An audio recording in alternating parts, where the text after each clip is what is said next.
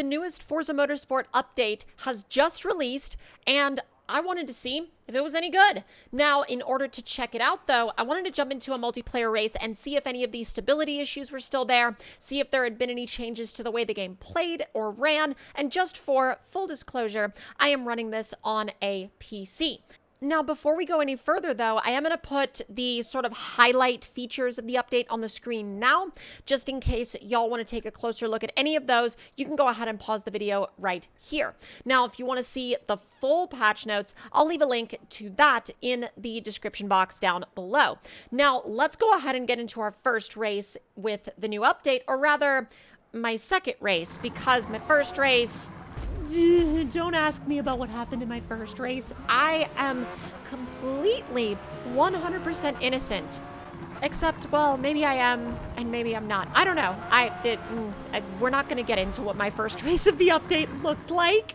And now back to calmer things, aka, well, my second race of the latest update. So going into the update, what I really wanted to see completely outside of any of the additional content or anything like that, which we will dive into soon. And yes, I'm well aware that Yas Marina was part of this update, and I do want to take a look at it.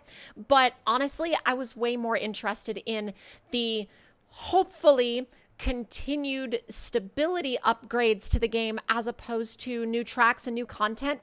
Yes, I know that tracks and content as a whole, they are kind of a sore spot for some people, but considering a lot of the issues that I've experienced, especially recently leading up to this patch and to this update, I was just more interested in overall stability than anything else.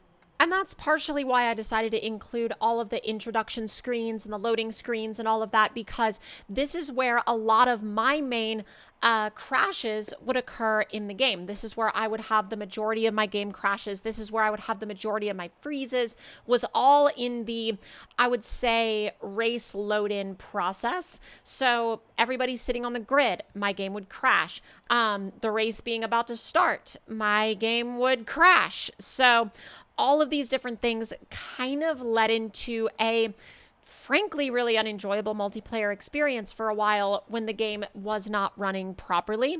Now, I didn't go as far as some of the people did where they were like, oh, you know, I uninstalled the game, I'm done with it, this, that, and the other. I do genuinely want this game to be better. I genuinely want this game to be a solid experience because I genuinely enjoy the way it feels. I love the way it sounds. I love the way it plays.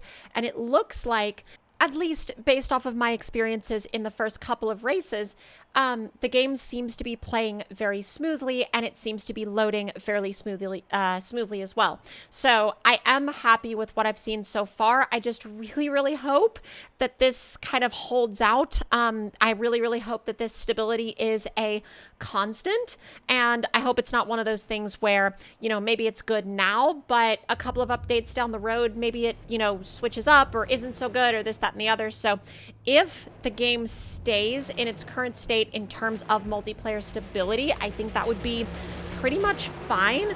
Now, in terms of the actual racing, I did notice that it seems like they've messed with the way penalties are assessed. Now, I'm not sure if that is like 100% accurate or not, but in terms of the penalty system, it definitely feels like it's been touched. It feels like it's been sort of messed with a little bit.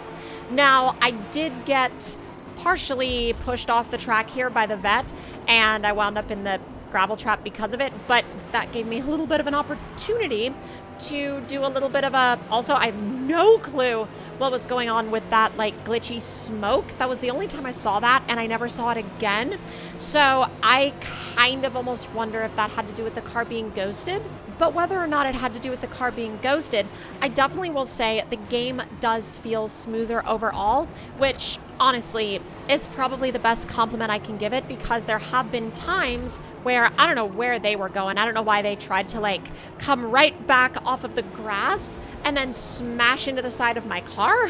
I'm like, I get it if you don't want me to pass you, but like you already went off into the grass. So I think you have bigger things to worry about than where everybody else is on track. But either way, the smoothness of gameplay, I think, is definitely highlighted by the fact that if you go over and play Horizon, you'll see like you'll see cars jumping all over the track, and sometimes they'll be bouncing up and down during races even. And look at this rejoin. They just drove right off of the grass directly back onto the track right in front of another car. I mean, if that's not, and also there was like carnage and chaos right behind me. And I really don't know what the Porsche was thinking there, other than the fact that they saw, well, a gap that was not going to exist for very long, and they said, this right here, it's my spot. It's my free real estate. And I think that's actually a really good time to bring up something that Forza Motorsport has needed since launch, in my opinion, and it's a feature that this series has never really had, but I would really, really like to see them borrow the radar from Gran Turismo, or at least something similar to that, because the directional arrows are just not enough, especially considering how cars basically have to be on top of you for the arrows to even be there, and so they're kind of useless. Now, I'm sure that someone's going to disagree with that, and they're going to, say, well, you just don't know how to use them and this, that, and the other. But here's the thing. I just don't believe that they are as practical in terms of mid-race usage as the Gran Turismo radar system is. And that's not to say that the game is better or worse. That's just to say that that feature needs some updating in terms of Forza. But with everything else going on with the game in general, a radar system is probably the least of their concerns. So I'm not going to necessarily push for that. But if it's something that we ever get, I'll be really happy that, that we got it. Now, one of the other things that I did want to talk about here is I wanted to talk about the continually interesting community reception around this game, because we all know that the release date was maybe not what a lot of people were expecting. And oh my God, when you go on any of the official Forza social media accounts for update announcements or anything like that, and you look at the comments, it is brutal. It is an absolute brutal war zone out there. Now, I for one know about brutal war zone comment sections because, well, it's a thing. But brutal comment sections aside, I definitely can sympathize with a lot of the people out there in the comment sections, that are angry about the release state of this game, because there were a lot of things that didn't work. There were a lot of stability problems, especially on PC.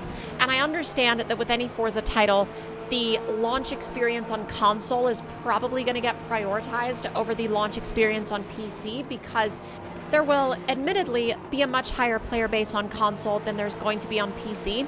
And that's not to say, anything about like PC versus console, or this is better or this is better. But truthfully, I've seen this across multiple games. Picked up a little penalty there because I decided to be a little bit more exuberant with the grass than I probably should have been. And I looked up the inside right there and then decided to back out because I was like, they're probably going to cut you off and then it's probably going to result in a massive crash. So I lost a couple of places to it, but it's not really a big deal. Now, going back to what I was saying prior though, console player bases versus PC player bases, the console player base will always outnumber the PC player base, especially on a game like this. And we've seen that in SnowRunner. We've seen that in, Forza, both Horizon and Motorsport. And really, I think any game that shares a, a console user base and a PC user base, I feel like the console user base is just always going to be bigger because there's just going to be more people that have access to consoles. And it's not necessarily a good or a bad thing. It's just kind of it's just kind of one of those things that you have to deal with.